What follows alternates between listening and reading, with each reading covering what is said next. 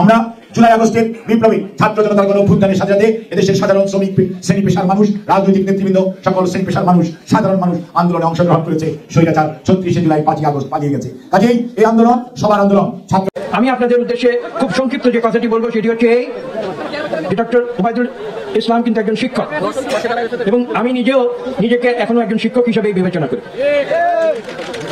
এবং সেই কারণে যে কথাটি গণ অধিকার পরিষদের সিনিয়র সভাপতি ফারুক হাসানের উপরে জাতীয় বিপ্লবী পরিষদের নেতাকর্মীরা তারা ব্যাপকভাবে হামলা চালিয়েছে এবং বাঁচার মতো অবস্থা রাখে নাই। তার কপালে ছুরি দিয়ে জখম করা হয়েছে, তার পুরো শরীর যেভাবে আক্রমণ করা হয়েছে। আমি পিজি হাসপাতালে শোনার সাথে সাথে সেখানে গিয়েছি এবং সেখান থেকে আমি তাকে নিয়ে শাহবাগ থানায় এসেছি। ওসির সাথে ইতিমধ্যে কথা বলেছি, তিনি বলেছেন যে আমরা পুলিশ ফোর্স পাঠিয়েছি। এই যে জাতীয় বিপ্লব, আপনি তাদের প্রোগ্রামটা থামান, তাদেরকে গ্রেফতার করেন। আসামিরা পালিয়ে গেলে যদি আপনি যান তাহলে এটা হয় না। আসামিরা সেখানে অবস্থান করছে। আমাদের সহযোদ্ধাও 18 সালে প্রশাসন আন্দোলন করেছে, নেতৃত্ব দিয়েছে, 24 সালে গণঅভ্যুত্থানের নেতৃত্ব দিয়েছে। এখন এই ঘটনার পরেও যদি আসামিরা পালিয়ে যাওয়ার পরে বলেন যে তারপরে মামলা। আসসালামু আলাইকুম দর্শক, নতুন একটি ভিডিওতে আপনাকে স্বাগতম। বাংলাদেশের যে বর্তমান রাজনৈতিক পরিস্থিতি এবং প্রেক্ষাপট সৃষ্টি হয়েছে তারই আলোকে বেশ কয়েকটা গুরুত্বপূর্ণ ভিডিও নিয়ে হাজির হয়েছে, যার কিছুটা অংশ বিশেষ ভিডিওর শুরুতেই দেখছেন। দর্শক, ভিডিওর শুরুটা দেখেই কিন্তু বুঝতে পেরেছেন আজকের নিউজটা কতটা গুরুত্বপূর্ণ হতে চলেছে। তাই বলবো, যারা ভিডিওটি দেখছেন না টেনে সম্পূর্ণ ভিডিওটি মনোযোগ সহকারে দেখতে থাকুন, তাহলে আজকের বিষয়টা বুঝতে পারবেন। দর্শক, এই বিষয়ে আর কিছুই বলবো না, চলুন দেখে আসি আজকের সেই কাঙ্ক্ষিত ভিডিওগুলো। তার আগে বলবো, যারা এখনও চ্যানেলটি সাবস্ক্রাইব করেননি অবশ্যই সাবস্ক্রাইব করে পাশে থাকা বেল বাটনটি অন করে দিবেন, আর যারা ইতিমধ্যে সাবস্ক্রাইব করেছেন তাদেরকে অসংখ্য ধন্যবাদ। তো চলুন দর্শক, ভিডিওতে একটি লাইক দিয়ে ধারাবাহিকভাবে সবগুলো ভিডিও দেখে আসি।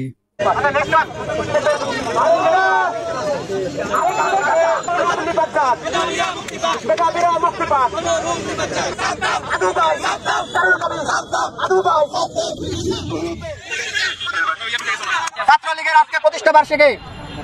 প্রতি বছর যখন 4 জানুয়ারি আসে তখন ঢাকা বিশ্ববিদ্যালয়ের প্রথম, দ্বিতীয়, তৃতীয় বর্ষের শিক্ষার্থীদের এক গভীর আতঙ্কের মধ্যে কাটাতে হয়। প্রতি বছর 3 জানুয়ারি রাতের বেলা সকল শিক্ষার্থীদেরকে গেস্ট রুমে ডেকে নিয়ে থ্রেট দিয়ে বলা হয় আগামীকাল ভাইটাল প্রোগ্রাম, তোরা যদি কালকের প্রোগ্রামে না আসিস তোদেরকে হলে রাখবো না, ছাত্রলীগ হলে রাখবে না, আমরা হলে রাখবো না। এই ধরনের নেককারজনক আচরণ তারা শিক্ষার্থীদের সাথে করেছে প্রতি বছর। আজকে আপনারা এই কুশপুত্তলিকায় যে আগুন দেখেছেন, এই আধিপত্যবাদ সহ বিভিন্ন প্লাকার্ডে যে আগুন দেখেছেন, তার থেকেও বেশি আগুন জ্বলে আমাদের বুকে, আমাদের হৃদয়ে। যখন আমরা বিশ্ববিদ্যালয়ে ঘুমানোর জায়গাটুকু পেতাম না, আমাদের যখন ক্লাস থাকতো, আমাদের যখন পরীক্ষা থাকতো, তখন ওই কুখ্যাত নরপশু সন্ত্রাসীরা বলতো তোদের ক্লাস করতে হবে না, তোরা যদি প্রোগ্রাম বাদ দিয়ে ক্লাসে যাস তাইলে তোরা হলে থাকতে পারবি না। আমরা যারা অনেক পরিশ্রম করে বিশ্ববিদ্যালয়ের চান্স অর্জন করেছি, যারা অনেক কাঠখড় পুড়িয়ে বিশ্ববিদ্যালয়ে ভর্তি হয়েছে, তাদের প্রত্যেককে তারা এইভাবে একটা দাস প্রথার মধ্যে ঠেলে দিত। আজকের এই প্রোগ্রাম থেকে এই সন্ত্রাসীদের গায়ে মুখে শুধু জুতা মারিনি আমরা, এর মাধ্যমে আধিপত্যবাদ, গণরুম, গেস্ট রুম, ফেসিবাদ, ভাই পলিটিক্স, সিট বাণিজ্য, লেজুর ভিত্তি ইত্যাদি যত ধরনের নির্যাতনের টার্ম রয়েছে, মুজিববাদ সহ সকল ধরনের মুজিববাদ ও ফেসিবাদের টার্মে আমরা আগুন ধরিয়ে কবর রচনা করেছি। আজকের দেশ ও জাতিকে বার্তা দিতে চাই যে এই ধরনের ফেসিবাদ যদি পুনরায় আবার কেউ এই ফেসিবাদী আচরণ করার চেষ্টা করে, এদেশের শিক্ষার্থীরা সেটিকে মেনে নিবে না। আমরা কোনো ধরনের নব্য ফেসিবাদকে মেনে নিব না। এদেশের বুকে আবারও কেউ শিক্ষার্থীদেরকে যদি গোলামে পরিণত করার চেষ্টা করা হয় তাহলে আমরা জনতার বৈষম্য বিরোধী আন্দোলন ছাত্রদের ছিল, সেটি পরে জনতার অংশগ্রহণে ছাত্র জনতার গণ অভ্যুত্থানে রূপ লাভ করেছে। আমরা সবাইকে সশ্রদ্ধ সালাম জানাই। সবার যার যার পাওনা আছে, অংশগ্রহণ আছে, তাদেরকে আমরা সম্মান করি। কিন্তু কোন অবস্থাতেই আন্দোলনের ফসলকে কেউ একা একা ঘরে নিয়ে যাওয়ার চেষ্টা করবেন, সেটি দেশের মানুষ কখনোই হতে দিবে না। এই আন্দোলন সবার আন্দোলন, এই বিজয় সবার বিজয়। কাজেই স্বৈরাচার পালিয়েছে, 5ই আগস্ট 24-এ মনে রাখতে হবে জনগণের অধিকার আদায় করার যে আন্দোলন চলছে গত 16 বছর যাবৎ, সেই অধিকার আদায় না হওয়া পর্যন্ত জনগণ কিন্তু তার আন্দোলন থামাবে না। কাজেই হাজার হাজার মানুষ গুম হয়েছে, আমাদের হাজার হাজার নেতা কর্মী শুধু নয়, সাধারণ মানুষ শহীদ হয়েছে, মায়ের পেটের বাচ্চা পর্যন্ত শহীদ হয়েছে। কাজেই সবার রক্তের প্রতি যদি আমরা সুবিচার করতে চাই তাহলে মনে রাখতে হবে এই যে মানুষগুলো আপনারা বসে আছেন, আপনাদের যে অধিকার এই দেশের মালিকানা আল্লাহ রাব্বুল আলামিন মালিক ঠিকই আছে, কিন্তু এই দেশের ভোটের মালিক আপনারা, এই দেশ কিভাবে পরিচালিত হবে সিদ্ধান্ত দেওয়ার মালিক আপনারা। কাজেই আপনাদের সেই সিদ্ধান্ত যাতে আপনারা সঠিকভাবে যথাসময়ে নির্ভয়ে নির্বিঘ্নে সবার অংশগ্রহণে দিতে পারেন, সেটি হচ্ছে আন্দোলনের সফলতা। আপনাদের উদ্দেশ্যে স্মরণ করিয়ে দিতে হয় আমাকে, সেটা হচ্ছে এই যে একটি দেশ গড়ে তোলার জন্য একটি কথা প্রচলিত আছে, সেটি হচ্ছে এই শিক্ষক হচ্ছে মানুষ গড়ার কারিগর। এবং বাংলাদেশকে সত্যিকার অর্থে গড়ে তুলতে হলে যে বিষয়টি প্রয়োজন সেটি হচ্ছে শিক্ষাকে সবার আগে তুলে ধরতে হবে।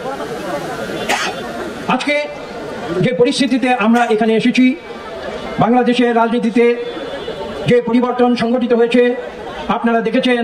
সেখানে আমরা বলি যে ছাত্র জনতার যে বিপ্লব, সেই ছাত্র জনতার বিপ্লবের কারণে এদেশের দীর্ঘ 1.5 দশকের স্বৈরাচারী শাসন তার পতন হয়েছে এবং যারা স্বৈর শাসক তারা দেশ ছেড়ে পালিয়ে যেতে বাধ্য হয়েছে।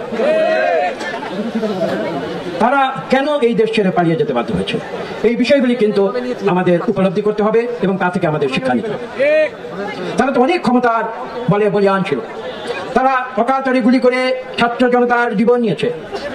এমনকি পৃথিবীর ইতিহাসে যদি আমরা পর্যালোচনা করি তাহলে দেখা যাবে এই স্বল্পতম সময়ের ভিতরে এত মানুষ তাদের বুকে রক্ত ঝরেছে, পৃথিবীর ইতিহাসে এর অনেক বেশি উদাহরণ খুঁজে পাওয়া যাবে না। কিন্তু শেষ পর্যন্ত কি হয়েছে? বন্দুকের গুলি কিন্তু এদেশের ছাত্র জনতাকে দমাতে পারে নাই।